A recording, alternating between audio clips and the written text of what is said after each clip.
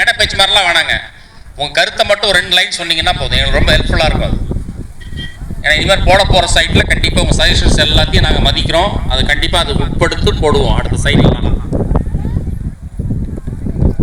அதனால் கொடுக்காமல் ஃபீட்பேக் மட்டும் கொஞ்சம் கொடுத்துருங்க. ஜஸ்ட் ஒரு 10 செகண்ட் போதுங்க, வேறு எதுவும் இல்லைங்க. உங்களுக்கு என்ன தோணுதோ, ஏன் இந்த சைட்டை வாங்கினீங்கன்றதுக்கான காரணத்தை மட்டும் நீங்கள் சொன்னீங்கன்னா போதும், வேறு எதுவும் இல்லைங்க. தேங்க்யூ.